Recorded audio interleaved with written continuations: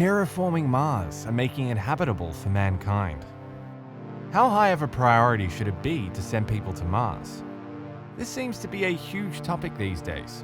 NASA is designing the Space Launch System, SLS, and the Orion capsule for the sole purpose of sending people to Mars. Elon Musk says the real aim of SpaceX is to colonize Mars. Welcome to Brainbender's Solarium. Join us as we travel through space and explore a lot of interesting stuff about colonizing Mars.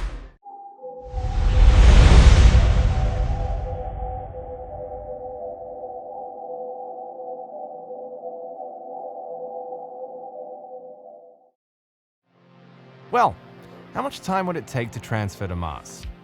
Moving to Mars would take about 8 months to complete with the latest rocket technology. Depending on the relative location of the planets and the speed of transfer, the most frequently cited estimates are 130 to 260 days.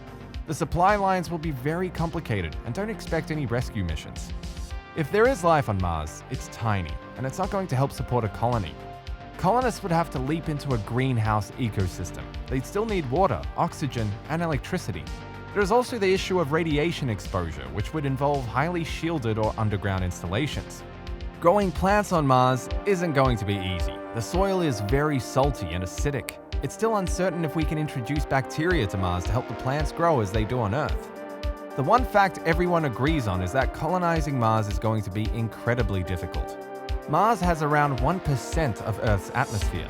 This makes it dense enough to be a concern, but not thick enough to crack when landing on Mars, and not thick enough to make the surface habitable.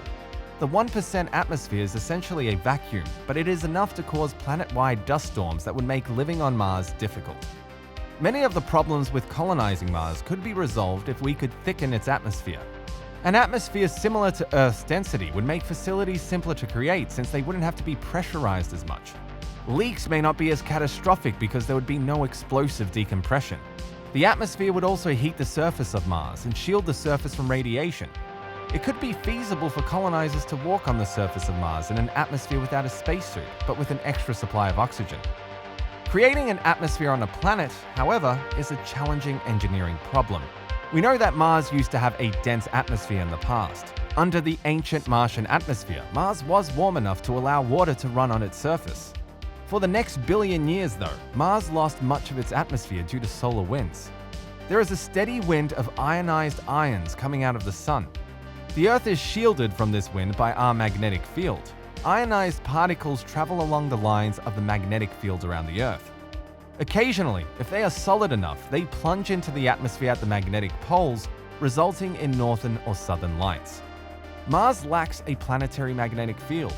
Mars's magnetic field is a small regional field that is too weak to shield the atmosphere. Because of this, the solar wind has steadily destroyed the atmosphere over the years. The crust of Mars has also been solidified for a long time, and there is no more volcanic activity to replenish the atmosphere. If we are going to terraform Mars and give it an atmosphere, however, there are two things we could do. Firstly, we could find some way to add gas to make the atmosphere thicker. Secondly, we could explore a way to increase Mars's magnetic field. This may be simpler than you think. The Martian poles have frozen water and carbon dioxide.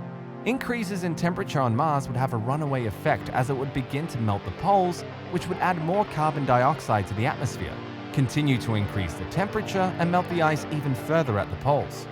As the planet Mars turns on its axis, we are looking at a future where this barren, cold, dusty Earth begins to turn into a place of a different color, with standing water and even a hint of green.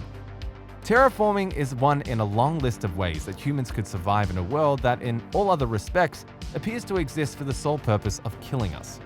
If you do not die en route from sheer psychological stress or on landing, then you will be dying from low-pressure exposure, cosmic rays, high temperatures, UV radiation, corrosive Martian regolith, malnutrition, long-term low gravity, or things we haven't thought of yet. And there's still a sticky question about what you're doing to protect any indigenous life on Mars. Will you have rights to rock-eating microbes? They would have scientific importance that can't be overstated, and plunging thousands of dirty apes on the surface of an otherwise pristine natural world would probably be the worst thing to do. We are not going to tackle this here, but it's an important topic. Before we leap to terraforming, there are possible intermediate measures to minimize the risks of life on Mars for a significant number of people. You could create habitable structures, maybe buried in regolith to aid with insulation and radiation safety. You might even start building a biodome type of facility where you can make a little Earth in a bubble. These are sometimes referred to as ParaTerraforming approaches. But you probably want to start to figure out how to manipulate the land itself.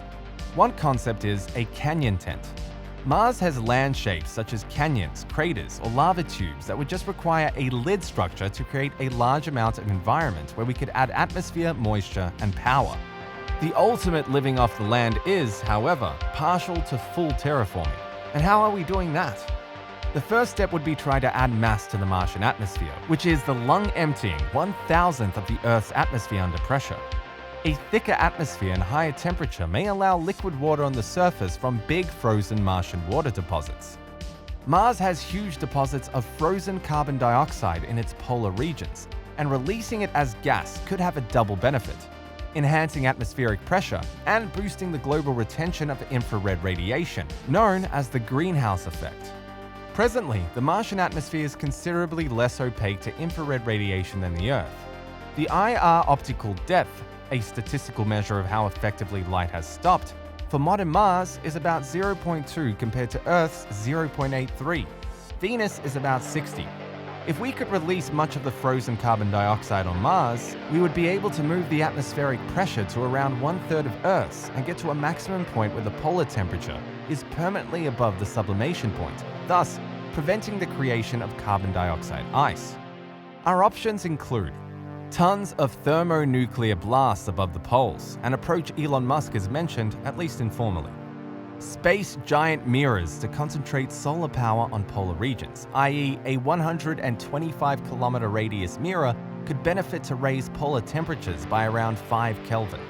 Releasing ammonia into the atmosphere as a greenhouse gas by falling cometary ice bodies. This has the benefit of providing a buffer of nitrogen gas to the Martian atmosphere as well. Loading CFCs into the atmosphere to improve the greenhouse effect. It would need to be around 40 million tons, or about 3 times the total number of CFCs ever manufactured by humans to date. Spray paint the surface of Mars to be less reflective. This would take a long time to effect. These are just the initial steps. SpaceX's vision is a beautifully provocative and exciting counterpoint to the minimal human space travel for the last few decades. It also responds to the worries of any rational individual about the existential crises faced by many species living on the planet. Not just self-inflicted crises either. Like any vision, this is the starting point. Finally, you must know that any mistaken flight or exploration can harm or kill you. The space for error is narrow. Why on earth would we engage in such a risky, life-threatening effort? There's another interesting side to all of this. Since the Industrial Revolution, we have carried out an uncontrolled experiment on Earth. Will a controlled experiment on Mars give us insight into all worlds and all potential human futures? The idea of re-engineering Earth, terraforming it, is not fresh and not for the faint-hearted. But given the boldness and popularity of many of Elon Musk's ventures, the idea that we might change Mars to suit us better is worth some reconsidering at least. The answer lies in the same desire that has made people explore over the centuries. We're still looking for the next frontier.